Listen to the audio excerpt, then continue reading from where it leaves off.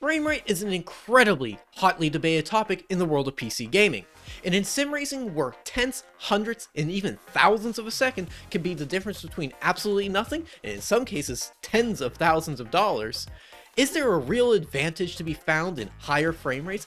Should you be turning down your settings to absolutely nothing to just crank those frames out?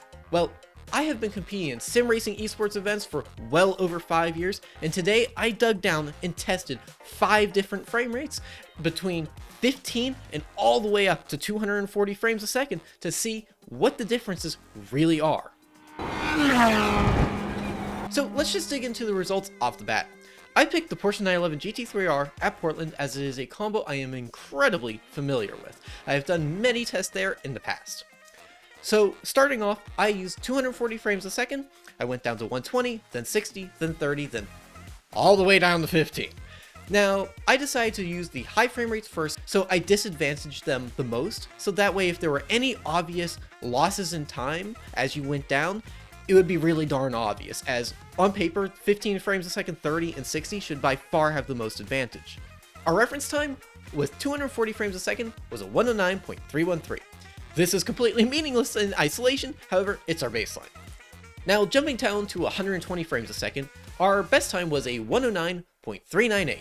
Now, 800ths of a second is actually reasonably large of a difference, but I'll just be honest, I didn't get a very clean run through turn 1, I didn't jump over the curb quite as well as I did in the previous runs, and that had absolutely nothing to do to frame rate, that was pure skill issue. Now, it's pretty obvious this was just a little bit of a mistake when you look at my optimal lap, as with my 240 frame a second laps, my optimal was a 109.225, and with 120 frames a second, it was a 109.179.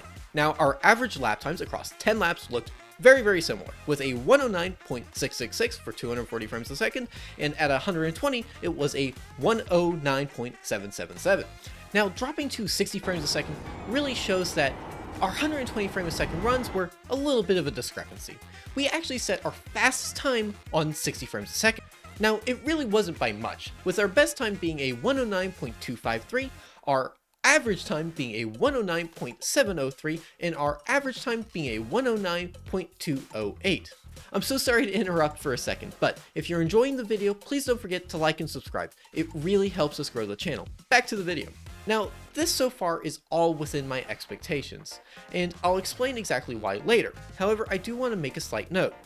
I did find catching oversteer and just the general feeling of the car on 120 frames a second to be a little bit more natural, and this is probably due to the reduction in input latency. I'll dive into this more a little bit later. But let's go to the extremes. What about 30 frames a second, or even 15 frames a second? Well, this is where it really starts falling apart, and it'll make a lot of sense in a little bit. At 30 frames a second, I barely dipped into the 109.4s with a 109.495, and by the time I got to 15 frames a second, I felt like I had entered an entirely different dimension where I was getting incredibly motion sick, and I only set a 109.760. Now, I have to be honest, my 30 frames a second runs and my 15 frames a second runs, I was leaning so heavily on muscle memory. I barely ever attempted to overstep the limit a little bit and kind of play with a little bit of rotation because I just couldn't catch anything to save my life. It was super jittery, and I really started getting motion sick by the end of it. Now, I'll be honest, I really can't tell the difference between 120 frames a second and 240 for the most part, other than an improvement in motion fluidity. I don't feel like I really have that much more control over the car, if any, and this really comes down to overall latency. At 240 frames a second, the gap in between frames is a mere 4.16 milliseconds. If you cut that frame rate in half, that jumps to 8.3 milliseconds.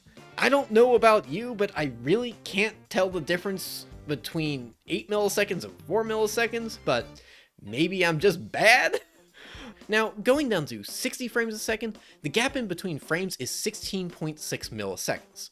Now, this is interesting for one particular reason. In 2019, NVIDIA did a study on frame rate and how latency impacted the performance of FPS players. Overall, they found that the jump from 60Hz to 120Hz was by far the most impactful. However, there was still some advantage to be found going from 120 to 240, and going over 240 was pretty much entirely subjective, with even the jump between 120 and 240 being slightly subjective. Now, I'm not going to go out here and tell you, hey, 60 is all you need, or 120 is all you need. You can tell the difference in motion fluidity. All I'm trying to say with this experiment is that overall system latency and the improvement you'll see going over 120 is probably not worth it. For me, I'm going to probably stick mine at 120 frames a second, keep it completely deadlocked there, and just enjoy. I don't personally think most of you guys are going to find the 4 millisecond improvement in overall system latency to be that impactful going from 120 to 240. However, if you currently have all your eye candy turned up and you are just locked at 60, seriously, give 120 a try.